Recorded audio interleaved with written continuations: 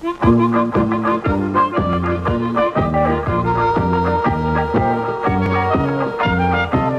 all over the countryside, ask the Leylands, ask the Leylands. Travel all over the countryside, ask the Leyland Brothers. Whatever it is that you want to see, ask the Leylands, ask the Leylands. No matter whatever that happens to be, ask the Leyland Brothers. Come on, me in and join in the fun, travel all over Australia.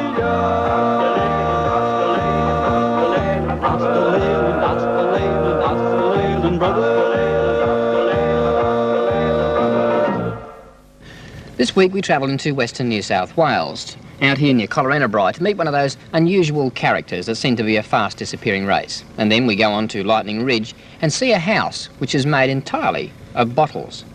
Then up to the Northern Territory to have a look at the spectacular Kings Canyon, which is in the remote country west of Alice Springs. And then finally, a spectacular and thrilling sport, the sport of hang gliding.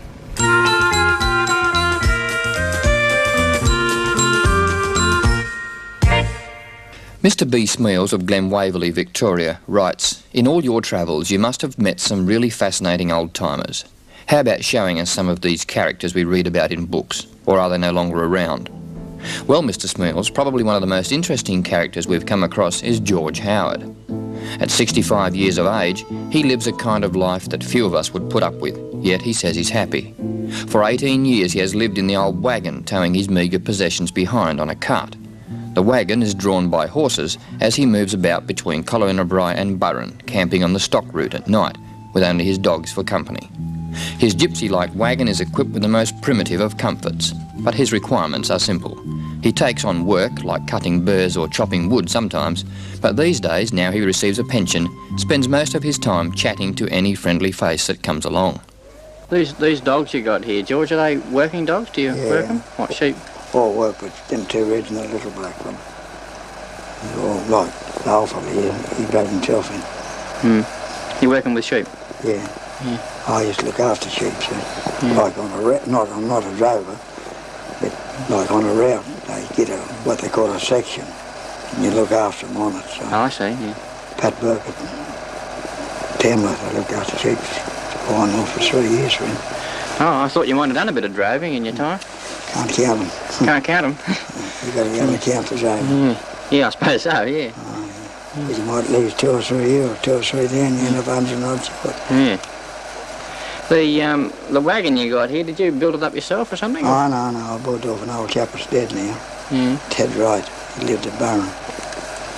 I put the wheels on, like I got the wheels put on. They had old wooden wheels on. And I got, I give 18 quid for the whole ship. 28 Chevron, that's a wheel on, 21 inch. Oh, that's a solid wheel. You use a couple of horses. You got, what, 2 horses, have you? I got 5 all told. 5? I got like 2 getting broke in and 2 I work in the van and I follow. And how far will you go when you move on this time, do you reckon? Oh, I think I'll be going to Walgett, I don't know. Yeah, to Walgett.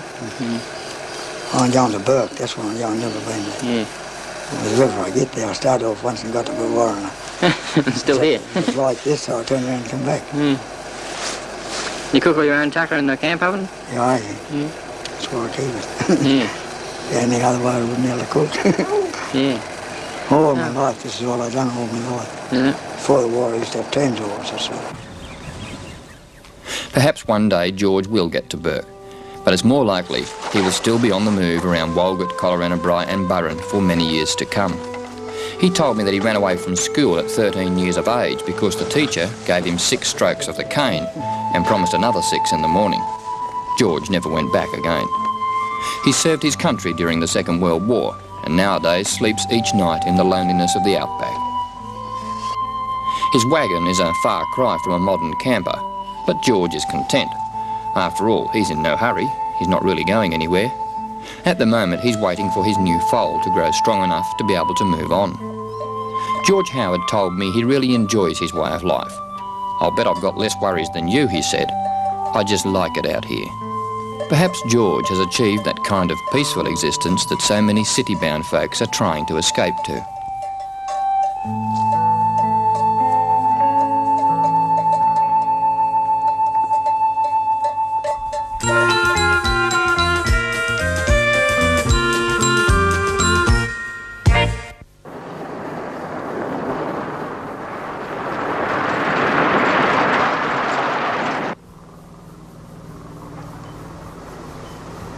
Well, we've come to Lightning Ridge to answer a request from Eric Sands at Nambucca Heads in New South Wales, who writes and says, I would like you to show me the beer bottle house at Lightning Ridge.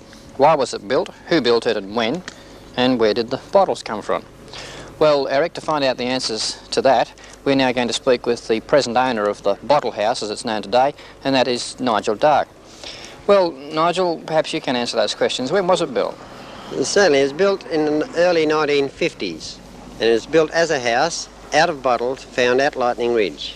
And why bottles? Any Well, reason? in those days, building materials were hard to get, and so the young chap that decided to build it reckoned that the bottles was a good idea, and also being unusual. And when did you come by the house? The late 1960s, and we increased the size of the house from 1 room to 4. Yes, it's quite large now. It extends right back. Just this front section was the original part, was it? Just the front room with the high roof part. And the chap that built it, what was his name? Tex McKell, and he was an opal miner and artist, and these days he's teaching art in New Guinea. Now, notice looking at the walls, it looks like it's just mud holding it together. Is it any special kind of mud or just ordinary old Just dirt? the ordinary mud around from the ridge, and also opal clay. And what about leakages? Is it waterproof? More or less waterproof. Being just mud, the water will just seep through and come down on the insides. Now, since you've acquired the place, you've turned it into a museum, haven't you? Yes, it's a museum of old relics from around the ridge, old bottles from around the ridge, and rocks, gems and minerals from all over Australia. Oh, well, perhaps we'll go inside and take a look at those now. The front room of the original home is still in good condition, and at the moment is crammed full of curios from the older days at Lightning Ridge. The bottles allow a certain amount of light to penetrate into the room, more or less eliminating the need for windows.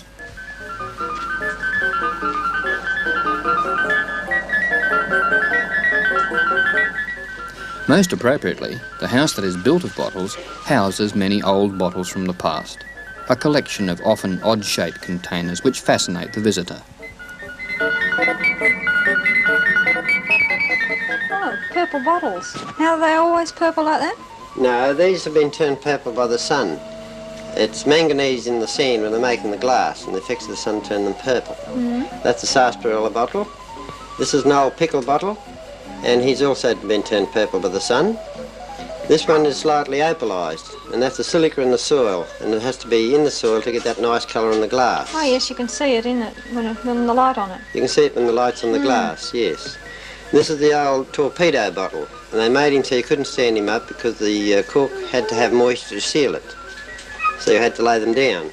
And this is the marble bottle. It has a little marble in the neck, and when the soft drink was put in it, the marble was forced up into a little seal, and that sealed the bottle.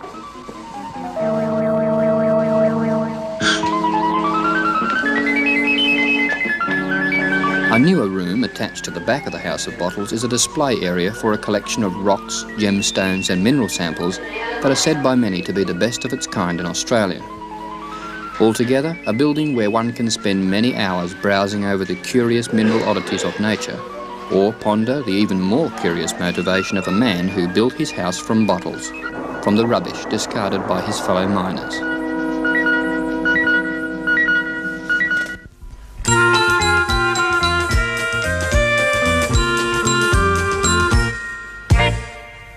A letter from Mrs. Rosemary Storch of Dundas, New South Wales, is taking us west of Alice Springs. Mrs. Storch once worked at Wallara Ranch, where tours are run to Kings Canyon. She says, I have many colour slides of the area, and every time I see them, they bring back wonderful memories. Could you show Kings Canyon on your program? It would be lovely to see it again, as I often get homesick for the Alice area. Mrs. Storch mentions the wildflowers after rain and waterfalls, but we are here in a dry time, and bushfires are raging through the area.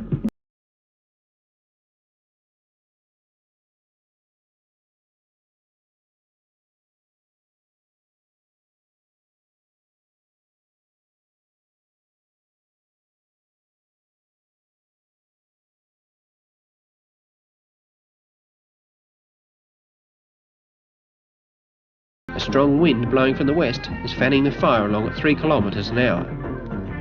The road to Kings Canyon runs through Tempe Downs cattle station, and this fire has burnt out 3/4 of the property, destroying cattle yards and feed as it burns out of control. Burning on a 50-kilometre front The fire is just about impossible to stop, particularly in this hot and windy month of October. A desert storm is the only hope for the people on the property.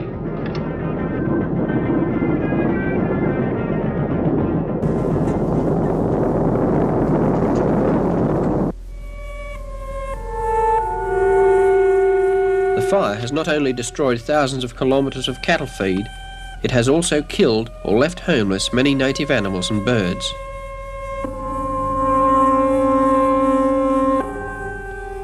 Life is made a little easier for the plains turkey, who picks up the unfortunate lizards and insects caught in the inferno.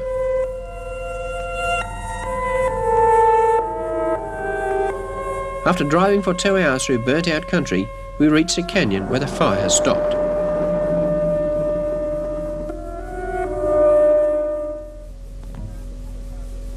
We've come as far as we can with the Jeep. To reach Kings Canyon, we have to climb 200 metres up that hill there and work our way around the north wall to look down in the canyon itself. Now, it's a good idea to take some water with you because it can get very hot up there, and the walk's about 3 hours. It's not very difficult, but it can get quite warm.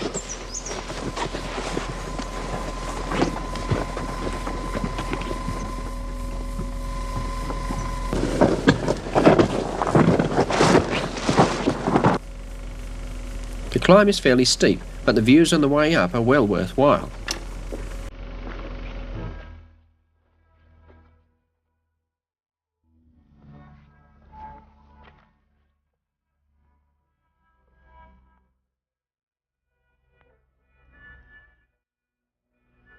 We're on the western end of the George Gill Range, which is a spectacular east-west line of low hills, about 250 kilometres from Alice Springs. The range is broken by various gorges.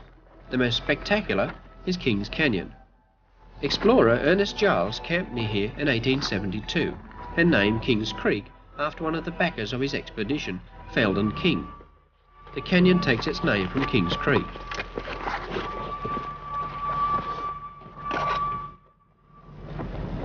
Once at the top of the western ridge,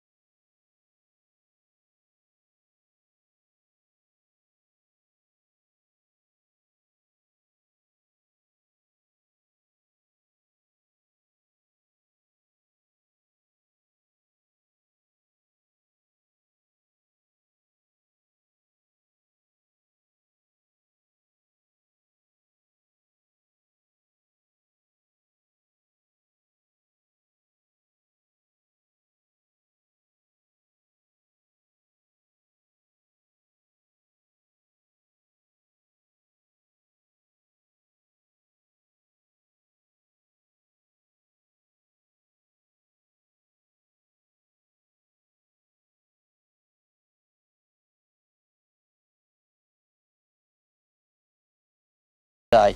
But the best time to get the colours in the south wall over there is late afternoon. It's now 5 o'clock, and even though there's a lot of smoke in the sky today, you've still got some nice colours in the wall.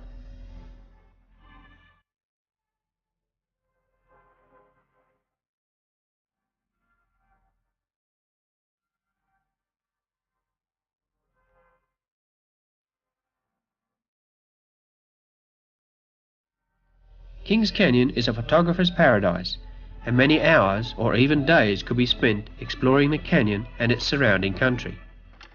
We hope our look at Kings Canyon has given you a chance to relive your memories, Mrs. Storch. We're certainly pleased you suggested we go there.